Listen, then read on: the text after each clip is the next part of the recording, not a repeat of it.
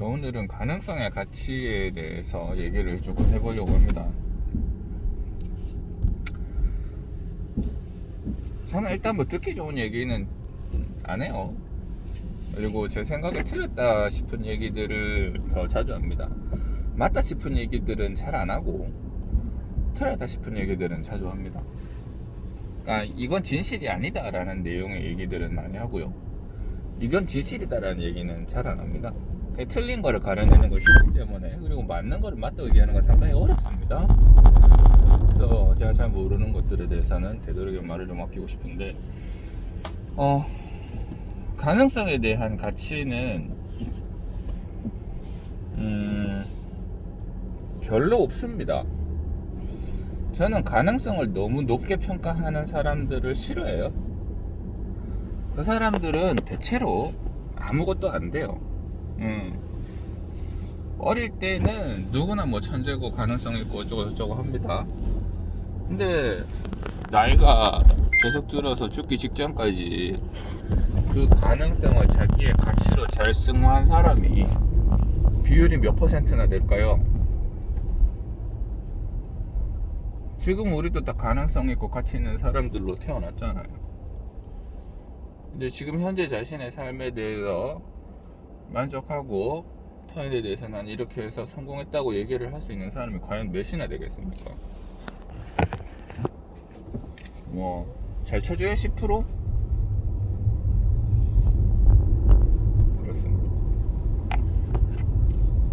저는 가능성에 대한 너는 무엇이든지 될 수 있다 이런 말 되게 별로 안 좋아합니다.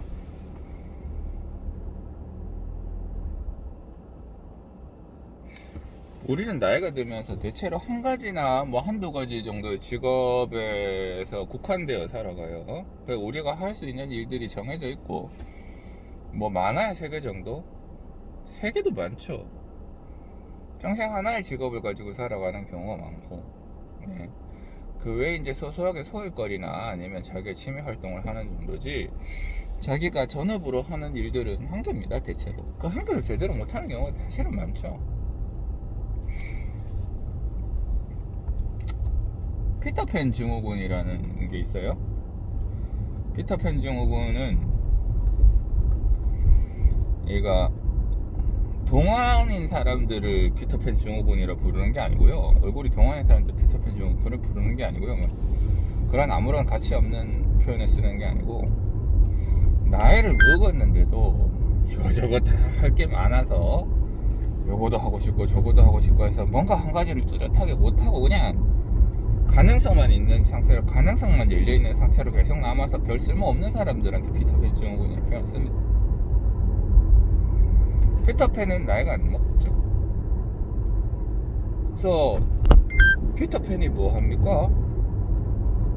동화 속에서 좀 사는 그런 애들일 뿐이고, 우리가 30이 됐는데도 넌 뭐하는 가능성이 있어, 40이 됐는데 넌 뭐하는 가능성이 있어, 그렇게 계속 얘기를 하지는 않잖아요. 그 사람이 뭐가 뚜렷하게 하는 일은. 언제까지 그럴 건데. 그렇습니다. 저는 심지어 어린 나이 때도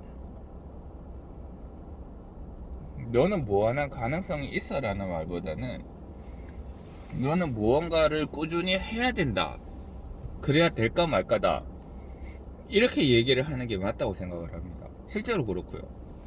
어린 나이 때부터 너는 무언가를 꾸준히 해야 된다, 뭔가를 정해놓고 꾸준히 해야 된다, 그 선택할 수 있는 종목이 여러 개다 이거지. 그게 뭔가 한 개를 잡았으면 꾸준히 하는 겁니다. 어릴 때는 그 가능성에 대한 여유가 있는 거예요. 10살짜리 애가 자기가 전공이 나는 피아노를 열심히 할 거야, 뭐 악기를 열심히 할 거야, 그런 애들 많거든요. 자기는 악기 좀 다르고 피아노 좀 쳐보니 재밌거든, 그래서 저는 이걸 전공으로 하겠습니다 해서 한 4년 5년 했는데 아닌 것 같아. 잘 안 되네. 그래서 뭐 축구를 한다, 야구를 한다, 뭐 운동선수를 한다, 아니면 뭐 공부를 한다, 이렇게 전향할 수 있죠. 10살 때 시작해서 5년 신나게 해봐야 뭐 15바퀴 더 됐어요. 아직까지 그 사람한테는 기회가 있는 겁니다. 근데 30의 사람이 열심히 해서 35이 됐고, 거기서 이거 아닌가 봐 하면서 딴 거 하기에는 이런 나이는 아니죠. 뭐 안 된다는 거는 아니지만 아무래도 어린 나이대 애들보다는 스트레스를 훨씬 많이 받죠. 왜냐하면 실질적으로 돈을 벌어내야 되는 나이니까요. 점점 나이는 먹고 머리는 굳고 몸은 이전처럼 안 따라주니까요.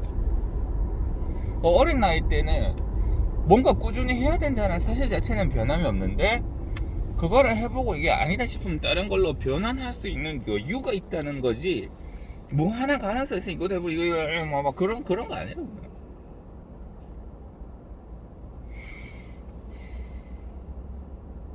연애도 마찬가지.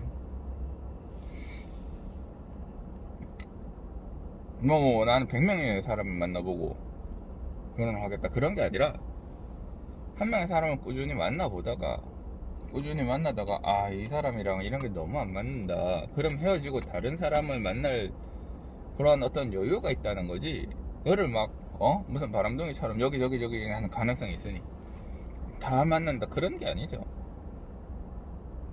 반대로 얘기하면 그 사람의 다양성을 소모시켜서 뭔가 꾸준히 할 수 있는 한계로 바꾸지 못하면 그러한 가능성은 아무런 가치를 가지지 못합니다. 가능성은 가능성일 뿐이고, 가능성이 가치로 바뀌었을 때 비로소 의미를 가지는 건데, 그냥 가능성 자체에는 의미를 두면 안 됩니다. 가능성은 가치를 창출해내기 위한 어떤 전제 조건이지, 그 전구 물질이지, 그 전구 물질이 실질적인 효과를 발휘하는 것은 아니죠.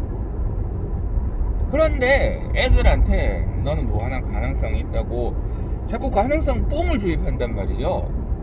걔 뭐 해요? 할 게 없어요. 뭘 합니까? 할 게 없어. 자기가 뭐 해야 되는지도 몰라. 자, 제가 선택할 수 있는 직업이 딱 3개예요. 부모님이 저한테 딱 정해주셨어. 예를 들어 너는 음악을 하든지 미술을 하든지 체육을 하든지 3개 중에 하나를 무조건 골라라. 너는 요 3개만 할 수 있다.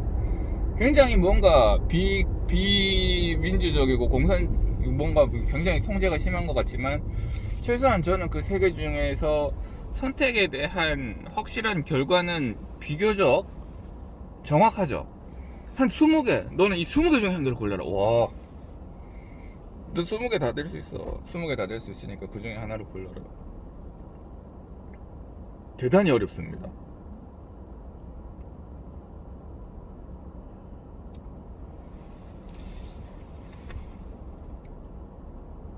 잘 될지 안 될지 몰라요. 넌 무한한 가능성이 있으니까 20개 중에 뭐를 골라요? 그래서 평생을 산다니까, 그런 사람들이.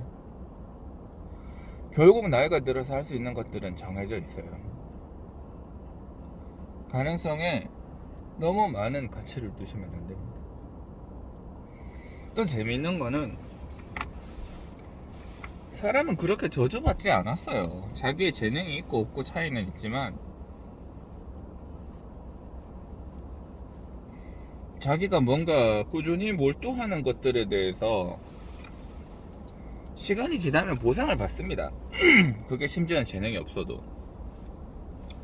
재능이 있으면 뭐 다 해결될 것 같죠. 옛날에 제 재능에 대해서도 얘기를 드렸지만, 재능은 명백한 한계점을 가지고 있습니다. 재능이 있는 사람이 그 분야에 대해서 하면 특정 수준 이상으로는 발전을 못해요. 재능이 있는 그 수준 이상으로는 발전을 못해요. 또 사람이 되게 쉽게 방탕해지기 쉽습니다. 자기가 하면 다 잘 되니까. 그러다가 어느 순간에 벽을 만나거든요. 아무리 재능이 있어도. 그 벽을 돌파하는 사람은 재능이 있는 사람이 아니라 노력을 하는 사람입니다. 그렇죠. 즐기는 자는 노력하는 자는 즐기는 자를 따르지 못한다. 이거는 그냥 뇌피셜입니다. 왜냐면 그 즐기는 것들이 언제까지 지속될지는 알 수가 없거든요. 사람의 마음은 그런 거니까. 아무리 재밌는 것도 금방 지나면 지루해져 버려요. 제가 뭐 그림 그리는 걸 즐긴다 칩시다. 그게 뭐 천년만년 갈 것 같습니까? 뭐 그림 한 4년 5년 그리면 다 지겨워지는데, 뭐 제가 뭐 첼로를 한다, 첼로를 매일 뭐 그래 즐겼다 칩시다. 첼로를 5년 10년 계속 이렇게 즐길 수 있을까봐 그렇게 못해요. 인간 그렇게 디자인 되지 않았어요. 그렇지만 노력하는 사람은 다르죠. 노력하는 사람은 그렇게 해냅니다. 그러니까 노력이 노력이 필요하다. 그런 전방에 사람들은 많아요. 20년, 30년까지 이렇게 하는 사람들도 단속구간입니다. 있습니다. 그 사람들이 잘했냐? 아니요, 잘 못하는 사람들이 그렇게 하는 거예요. 시간을 들이고 공을 들이고 자기의 가치를 만들어냅니다.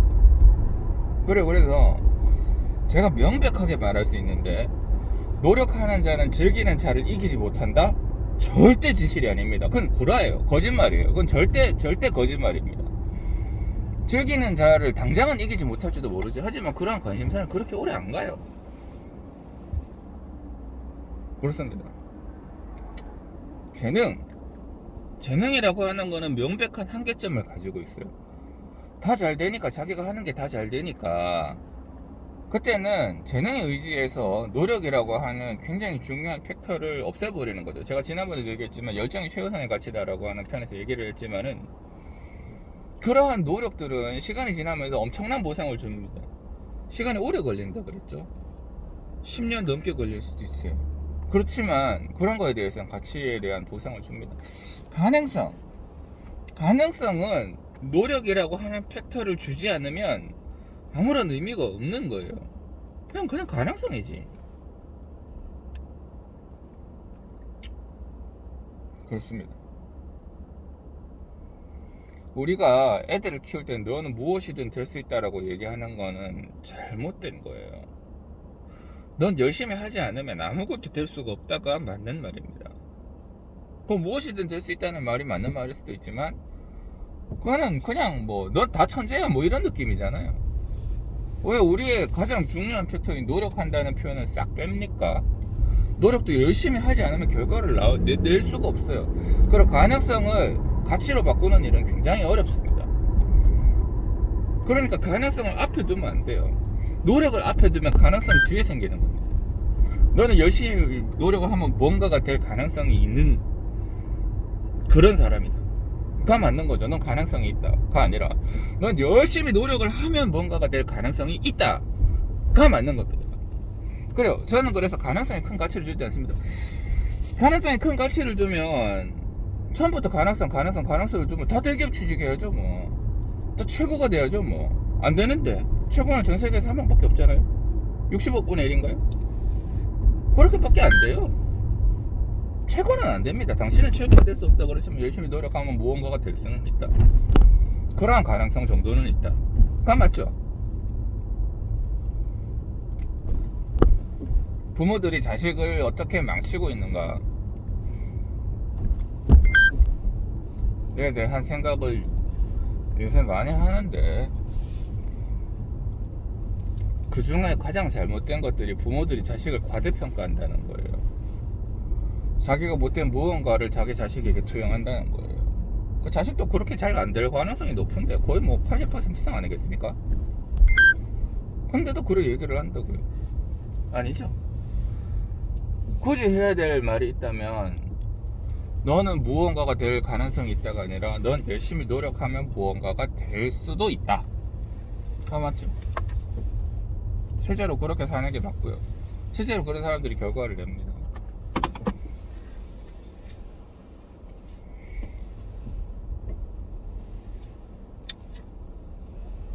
예.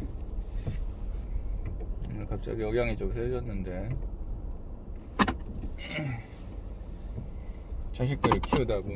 애들을 키우다 보면 제가 처음에 생각했던 것들이랑 판이하게 다르게 가는 걸 많이 볼 수가 있어요. 애의 잘못인가? 아니면 애한테 너무 많은 가능성을 부여하고 너무 많은 걸 기대한 나의 잘못인가? 부모의 잘못인가? 단언컨대 부모의 잘못입니다. 애들한테 너무 많은 무게의 짐을 지우지 마시고, 그리고 애들한테 공상과학 읽듯이 모든 가능성을 다 시사하고 그래서는 안 됩니다.